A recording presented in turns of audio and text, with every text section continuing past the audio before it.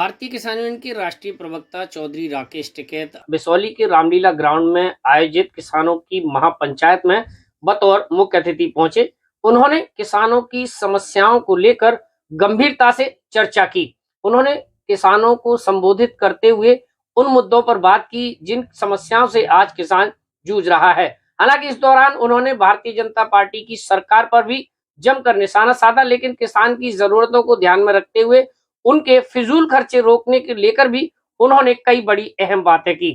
लेकिन उसके लिए आपको राकेश टिकैत का वो पूरा संबोधन सुनना होगा जो आज उन्होंने महापंचायत में किसानों को संबोधित करते हुए कहा। किसानों, नौजवान साथियों, हमारे सारे पदाधिकारी,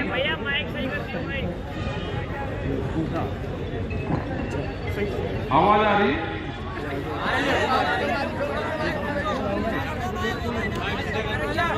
देखो, जो मुद्दे हैं, बहुत से मुद्दों की बातचीत हुई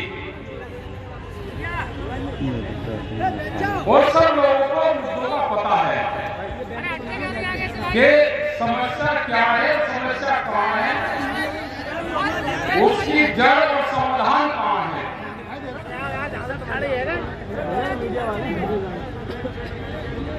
समस्या का समाधान होगा आंदोलन से।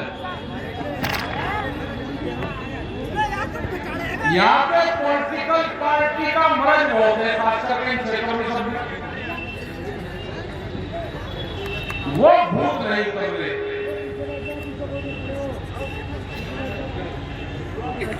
जो शुक्रिया वोट देते हो वे लड़ाई लड़ने को तैयार नहीं है। आप उनको वोट दे रहे, गिनती करवाने को अपने तैयार नहीं है। जनता की कोई गलती नहीं थी।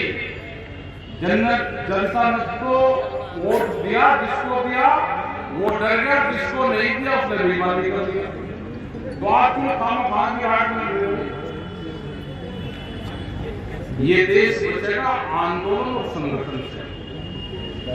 जब देश आजाद हुआ तो 90 वर्ष लड़ाई चली।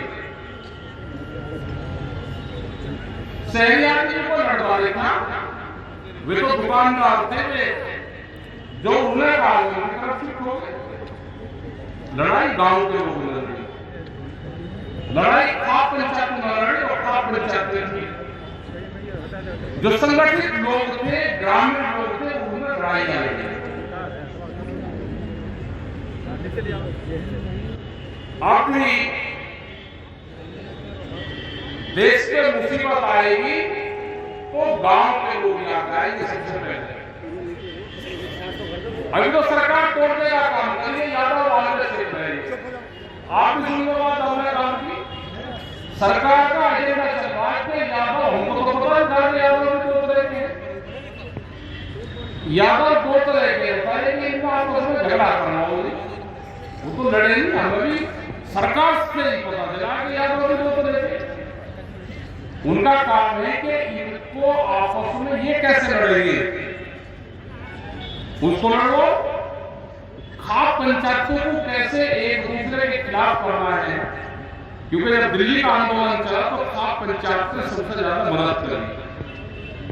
खासकर हरियाणा, पश्चिम उत्तर प्रदेश और राजस्थान और दिल्ली की खाप पंचायत वे संयुक्त मोर्चे के बैक साइड में रही, वहां से वे पूरी सपोर्ट करोगे। सरकार का एजेंडा है कि ये खाप पंचायत बनाओ जो सरकार के साथ मिलकर काम करे और जो पुरानी व्यवस्था है उसके खिलाफ काम करे। हमने काम करे, सरकार का काम है वो लगी हुई है। अभी यहाँ पे बहुत से बताया कि किसान संगठन वो खराब है, ये खराब है। जिस किसान संगठन को सरकार बनवाएगी वो उनके रहमो करके काम करेगा। अभी और बनेंगे, अभी बनेगा, अभी तो याद अलग बनेगा, ठाकुर का एक और अलग बनेगा, काची कुर्मियों के, आईसी के, उनके अलग अलग संगठन बनेंगे।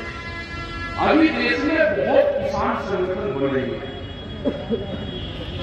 फसलों के किसान संगठन अलग अलग से बनेंगे।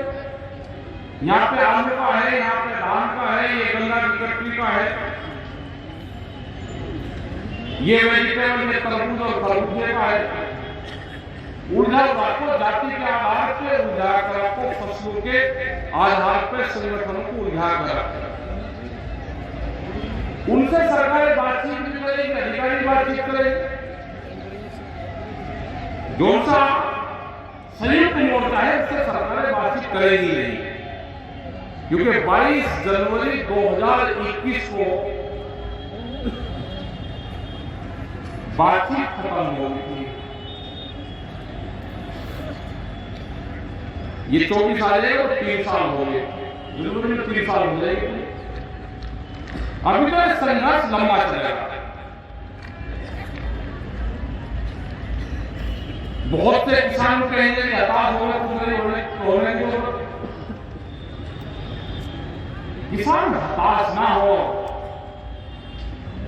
लड़ाई और संघर्ष जारी रहेगा। आपने देखा कि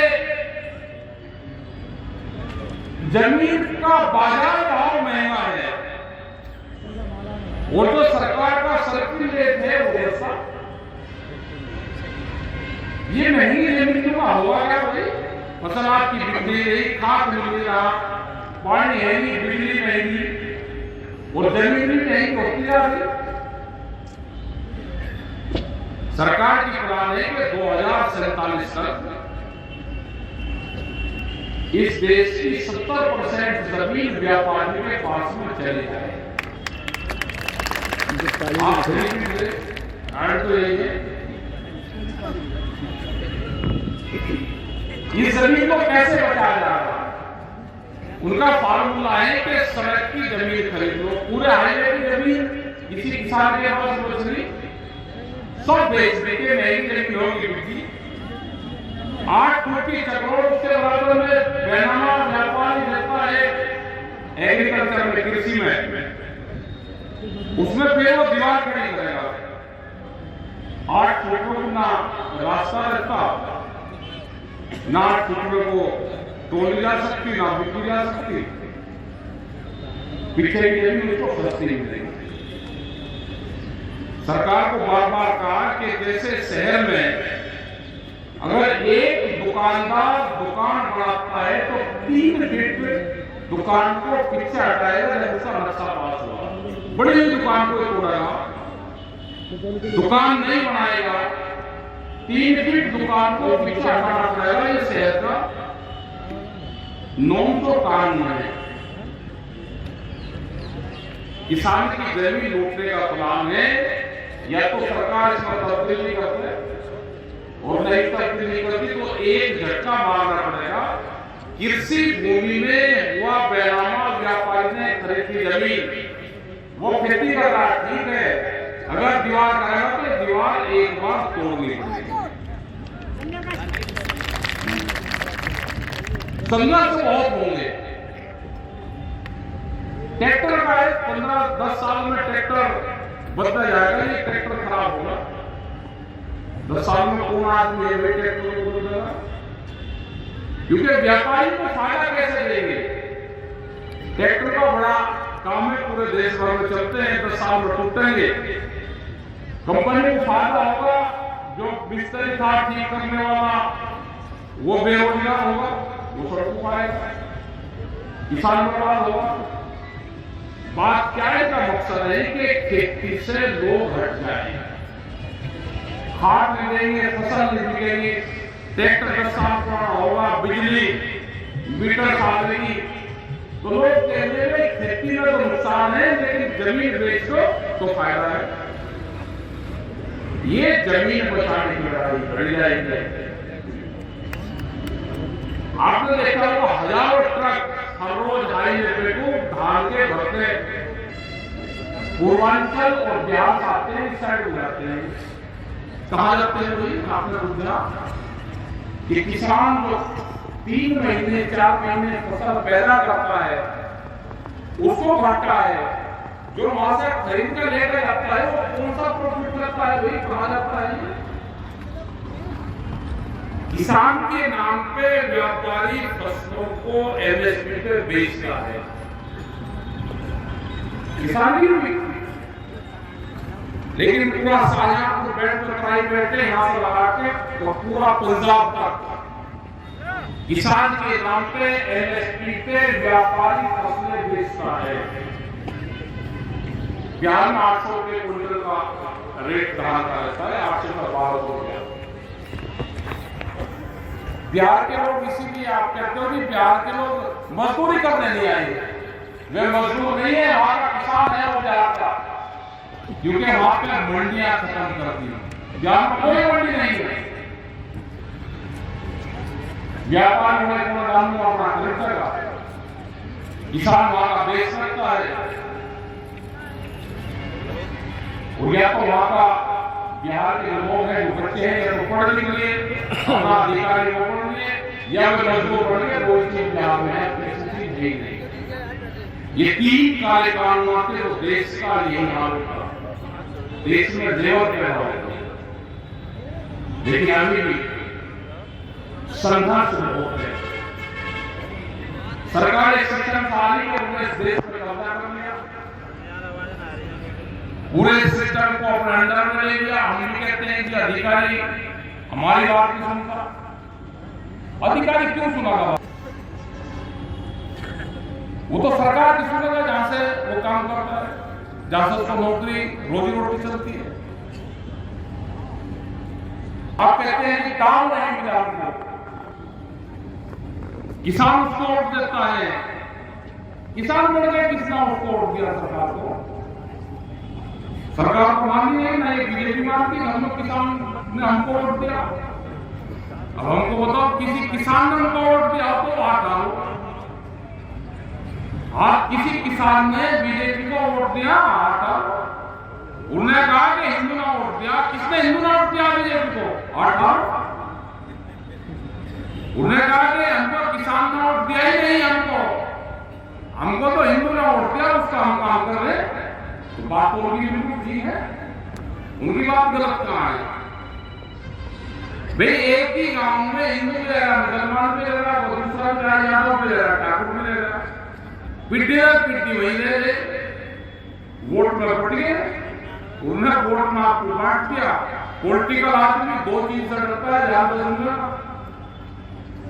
एक डरता है कि आपने उसकी वोट कटवा दी तो भी वो आपका काम करेगा, और अगर उसने उसको आपने वोट दे दी तो भी वो आपका काम करेगा। और आप तो किसी मर्द के रही नहीं, ना उसकी वोट कटवा सकते ना उसको दे सकते। तो फिर बचता क्या है? फिर बचता है आंदोलन। वोट जिसको चाहो वहां आप दे लेना, लेकिन आंदोलन में इकट्ठे रहो। अभी देखिए, आज भी गाड़ी कह रही है झंडा आगे यूनियन का लग रहा, पीछे स्टिकर बीजेपी का लग रहा, मगर ट्रैक्टर पे लोग बिछाना। तो विचारधारा के लोग इस आंदोलन में आते हैं, ये किसी पार्टी के खिलाफ नहीं है, न किसी के समर्थक है, अभी हमारे समर्थक है ना।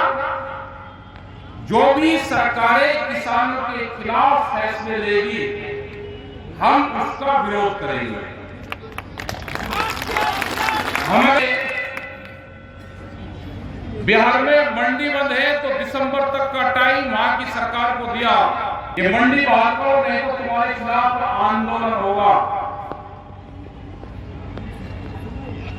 अगर हम कश्मीर में गए तो वहां की सरकार को कहा कि वहां के सेब का जो किसान है वो बर्बाद हुआ। भारत सरकार ने उनका पिछले साल करीब 2000 करोड़ रुपए का नुकसान किसानों का किया।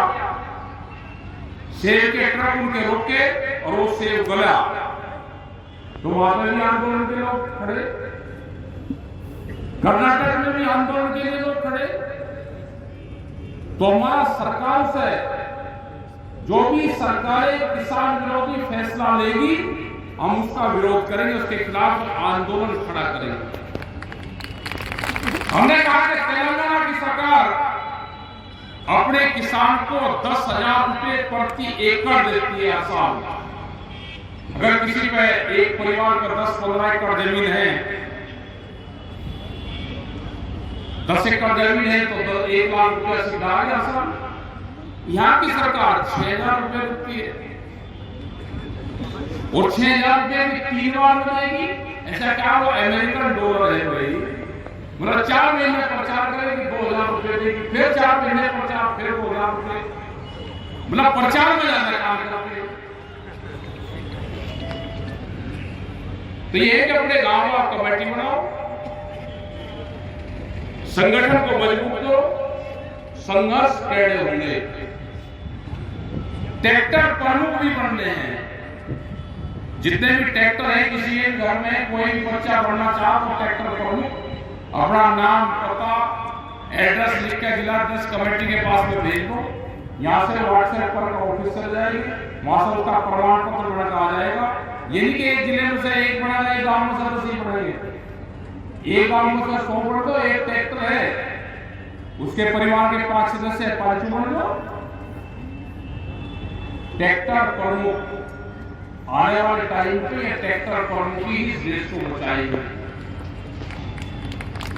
दिल्ली में क्या हुआ था? 4 लाख ट्रैक्टर जो गए थे वो ज्यादा तो गई, 4 लाख ट्रैक्टर को ज्यादा तो होते।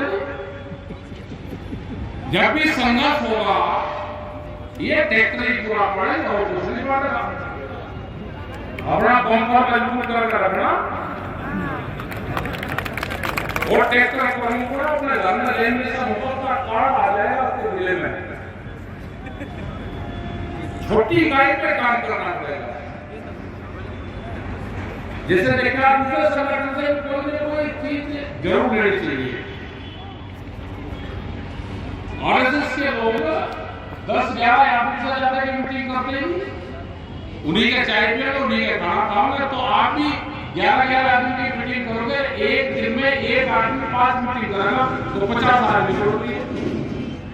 आपने अगर 10 दिन काम करा तो 500 आदमी होंगे। हम क्या करेंगे? जब तक हमारे सारे पंचायत ध्यान नहीं आएगी और इतनी भीड़ नहीं होगी, हम भाषण नहीं देंगे। उनके किसी के नाम पत्र देखिए आपने, 1 साल का इनका फोटो का भी क्या करो, या फोटो भी बड़ी बीमारी है। खर्चे कम करने पड़ेंगे। अभी इसका मंच का कोई पॉलिटिकल कोई अलग से लड़ रही भाई। यहाँ पे माला ले रहे हो, बड़ी बड़ी माला, एक माला फूल की वो 3 मिनट काम करती है। गुलदस्ता 24 घंटे काम करता है। किताब 50 साल पढ़ी जाती है। तो बड़े मेहरबानी करती है तो माला मतलब 500-600 रुपए की, 800 रुपए की माला, वो कितने की आई? कितने की आई पता दो, पता दो हैं? 2,500 रुपए की माला भाई। क्या करोगे भाई? आज के बाद में कोई अगर ये माला लेकर आया तो रखी रहेगी माला, आज के बाद में मंच पर दिख रही है। और ना भाई ये काम यहाँ करने का ये क्या है? कौन खर्चा करेगा? अरे ट्रैक्टर ट्रॉली भाई खड़ी करो, ट्रैक्टर ट्रॉली खड़ी करो, ट्रैक्टर ट्रॉली। ये आंदोलन ट्रैक्टर ट्रॉली से चलेगा। ये मंच में आपके आंदोलन कर रहे हैं। और मीटिंग करने लगा तो कैसे करेगा मीटिंग? अपना माइक एक जिले में एक माइक अपना ले लो, 4 होना अपना बांध दिए, एक जिले में वो काम कर देगा। अपना दिया 5-6 हजार रुपए आ जाएगा, वो तो खर्च करने की जरूरत ही नहीं है। जाके भेजना, एक गाड़ी खड़ा उसी में खड़ा कर दिया, अपना चला लिया, अवसर देगा,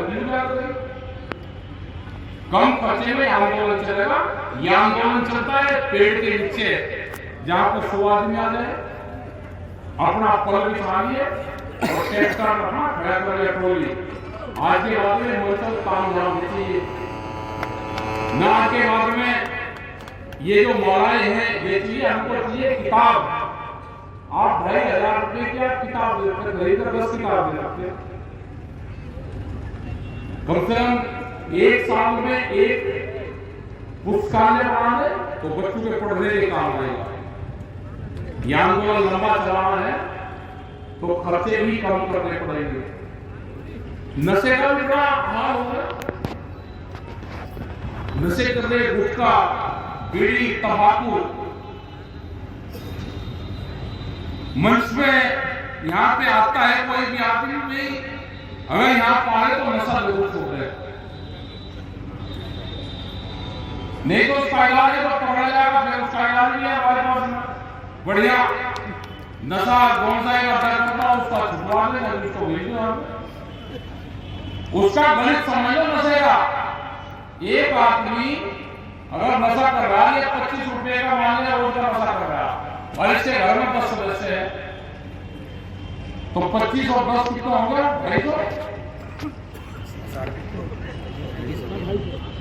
250 रुपये हो गए। तो 250 रुपये रोज खर्च करेगा अपने सारे परिवार को 10 आदमी में। ठीक, अगर अपने आप 25 रुपये खर्च कर रहा है, तो दूसरे वाले जो घर के सदस्य हैं उन पर भी वही रुपये पैसे देते। एक उसका पर्चा बनवा लो, लेकिन पर्चा बढ़ गया इसका। एक दिन का खर्चा बराबर घर के परिवार की सदस्य संख्या, उसको जोड़ दो। 1 महीने का एडवांस घर पर जमा कर खूब नशा करो। यह तो नशा छोटा है, आपको पैसे देगा घर वालों। तो ये नशे की प्रवृत्ति भी छोड़नी पड़ेगी।